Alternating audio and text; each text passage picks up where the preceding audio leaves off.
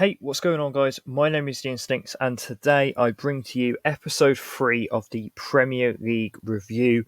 Thank you, everybody, for the response that you gave, especially to last week's video. We managed to hit 1,100 views on a video for the first time ever.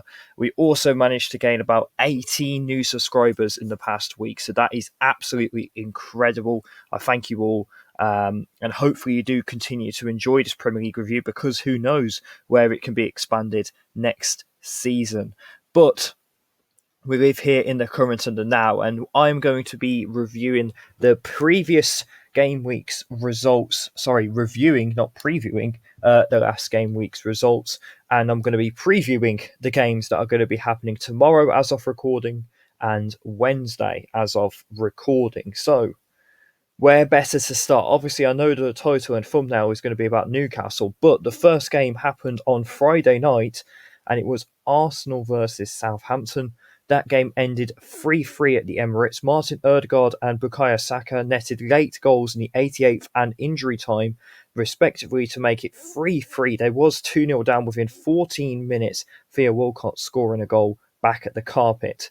Manchester City do have 2 games in hand though now, and can theoretically go ahead of Arsenal by 1 point if they win both.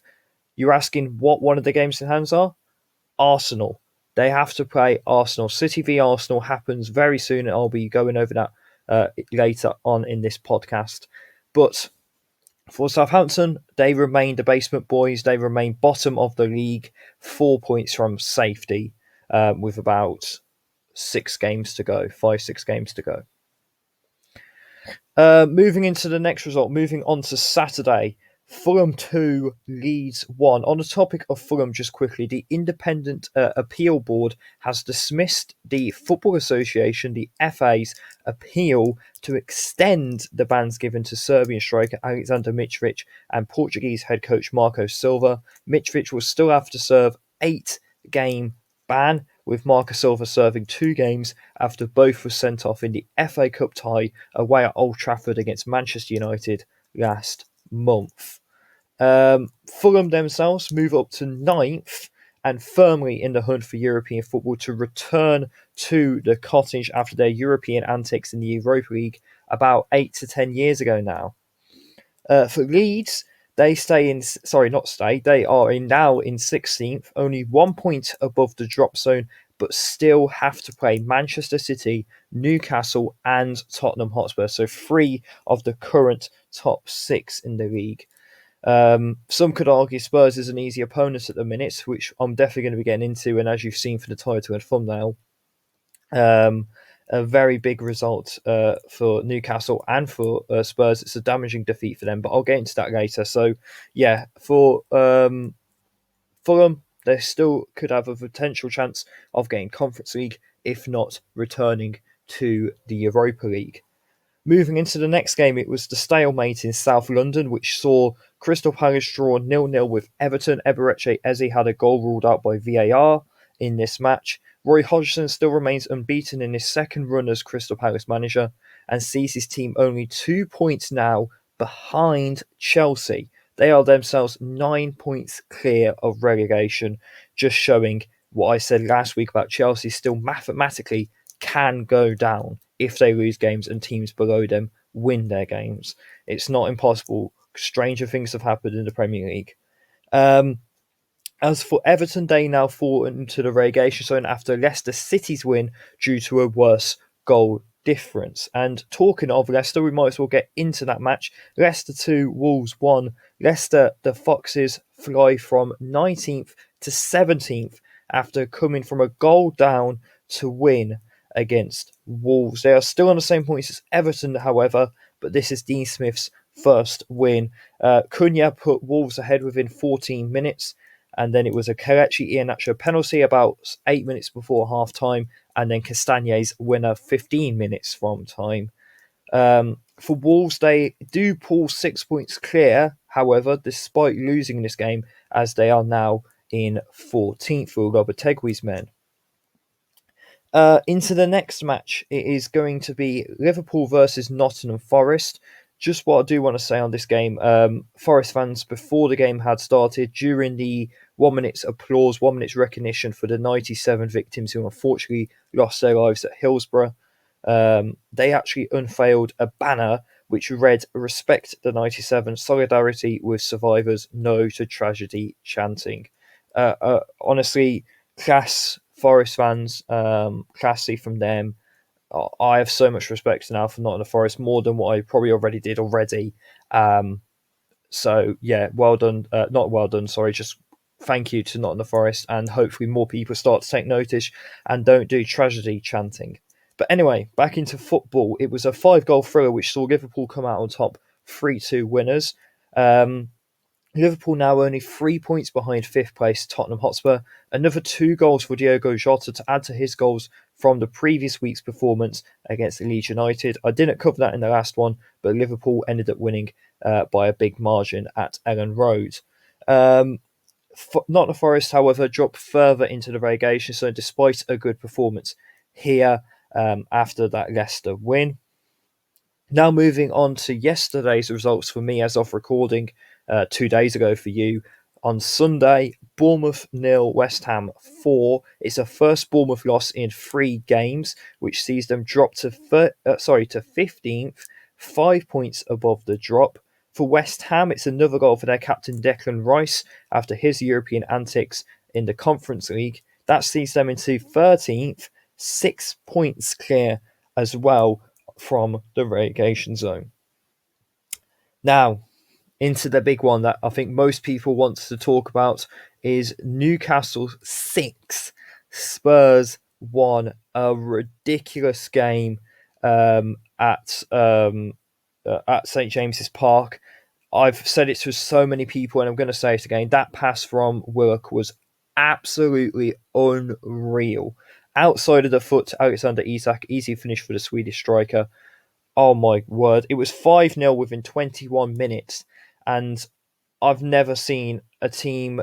Well, I was at because I work as well for West Bromwich Albion. I do stewarding, and I finished that match in the 90 minutes. I went out to do my players car park role. I remember looking on my phone, seeing 3-0 in 10 minutes. I was like, what on earth's gone on here? I didn't even take into account that West Ham were 2 up at the time at Bournemouth. I was just looking at the Newcastle result. And then I put my phone away, obviously, because I had to continue working. And then I heard someone in the crowd just saying, oh, we should have told the Sunderland fans that Newcastle are 5-0 up. And I couldn't believe it. They was 5-0 up. For Spurs, it was a horrible game for them. I know Liverpool have been through a bad season, and we still are going through a bad season, but I do feel sorry for Spurs fans, even though they are in fifth. It must be horrible being a Spurs fan, especially after that performance.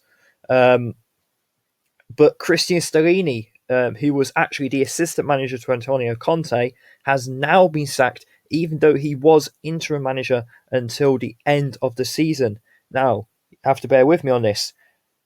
Conte was sacked. His assistant was appointed. Now, the assistant has been sacked, and now the assistant manager, Ryan Mason, has taken charge of first team actions for the remaining games of the season.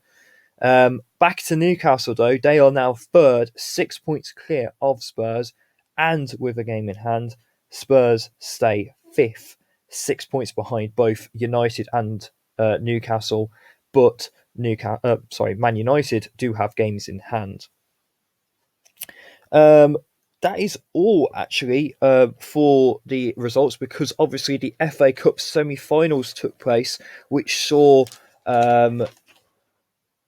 Manchester City beat Sheffield United by 3-0. It is going to be a first ever Manchester derby in the FA Cup final. Riyad Mahrez, the Algerian winger, scored a hat-trick in this match, whilst Manchester United on Sunday beat Brighton 6-7 on sudden death penalties, with Swedish centre-half Victor Lindelof scoring the winner into the top corner. Great penalty after Solly March blazed over shortly before. Also, I do just want to mention, I know this is the Premier League review, but congratulations to Wrexham. They are going up back into the Football League after 15 years of heartache. Twice in that period as well, they was nearly bankrupt, but they are now back into the 92 as champions of the National League after beating Boreham Wood 3-1. Another 2 goals for their striker Paul Mullen, and of course Super Ben Foster in goal. But back to the Premier League, and we're going to talk transfer news. So I've just got 2 pieces of information on my laptop, and then I've got a couple more information I do want to read out before we go into this week's games. Wilfred Zaha, who has been of interest from Saudi Arabia recently, has reportedly been offered a 4-year deal worth £200,000 a week to stay at Selhurst Park until the summer of 2027. And also, Aston Villa reportedly eyeing up a double move for Manchester City duo Calvin Phillips and Kyle Walker. It will reportedly cost them £55 million for the right back and defensive midfielder. And also, I've seen this gather more strength over the last couple of days. Maurizio Pochettino is in talks to become the new manager of Chelsea. He was, of course, Tottenham manager, if you remember, but got sacked and then joined PSG. But he is apparently becoming Chelsea boss, but won't join until June. He will allow Frank Lampard to finish out the season and then join in the summer, according to the Daily Telegraph. And as it says here, look, according to the papers, it says Chelsea players have reportedly reacted positively to Maurizio Pochettino's potential arrival. Another week has passed in Chelsea's search for a new manager, and Julian Nagelsmann, who was one of the frontrunners to land the role, has withdrawn from the race. Luis Enrique has also fallen down the pecking order following discussions with Chelsea's hierarchy this month, which has made Pochettino the clear favourite to become the next permanent manager at Stamford Bridge. According to the Telegraph, which I just mentioned, the prospect of Pochettino's arrival at Chelsea has left the squad positive and excited. The report claims Chelsea's players have received glowing feedback from members of Tottenham's squad about Pochettino's coaching ability and man management skills. So yeah, as I mentioned, Mauricio Pochettino does seem to be taken over at the Bridge from June.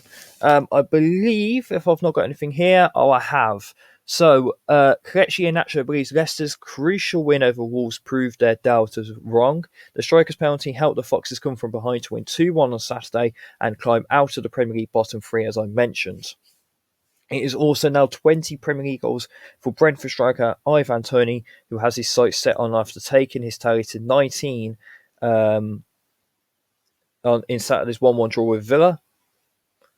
So it's 19 goals, not 20 goals this season. Toney just wants to get to 20 or more. Liverpool forward Roberto Firmino is of transfer interest from Barcelona. Apparently, according to Fabrizio, though, hasn't officially accepted the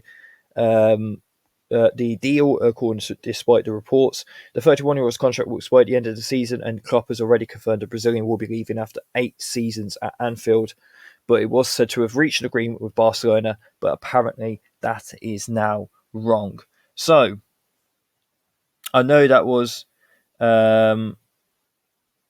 the reports from the last game week, the transfer news and such. But now we're going to get into this week's results. So as of recording, this is Monday evening. Tomorrow there is games, and on Wednesday there is 2. So Wolves versus Crystal Palace at the Molineux.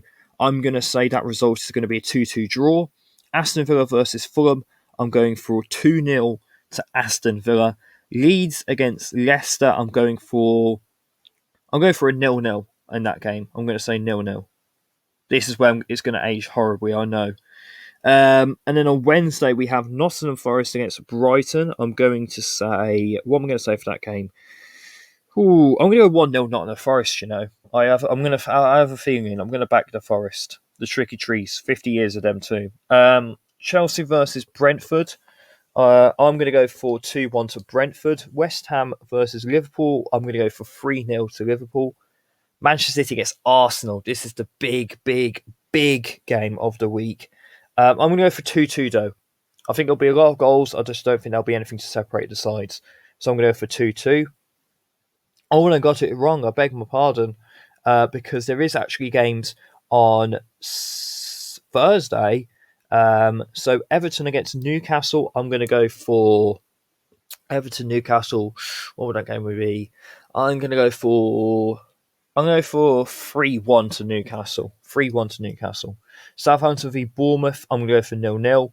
And then Tottenham, Man United, I'm going to go for 4-0 to Man United. 4-0 to Man United for that game. And then obviously we're going to get into Saturday's games and Sunday's games. But I'm not going to get into them predictions because I believe, hopefully, I'm going to be doing a double podcast upload this week. So I will be covering the midweek games. But anyway, thank you everybody for listening. I do try and condense down these podcast episodes to make it easier for you guys to listen. We have got a lot of ideas going forward for this podcast, and hopefully I can implement them. But this is the start of something new. This is episode 3. Thank you once again for the support. If you are new around here, please do consider subscribing. We are on the road to 1,000 subscribers, but obviously we're not going to get there anytime soon. So 200 is a more realistic goal, and we keep gaining subscribers every week at this point. So thank you everybody who is new. I hope you enjoy the content. We will be trying to get out new content. Me and my team are working hard on that. So if you've enjoyed, please do leave a like. Please do subscribe if you are new, and I will catch you guys very, very soon. Thank you everybody for listening, and I'll catch you probably on Friday. See you later.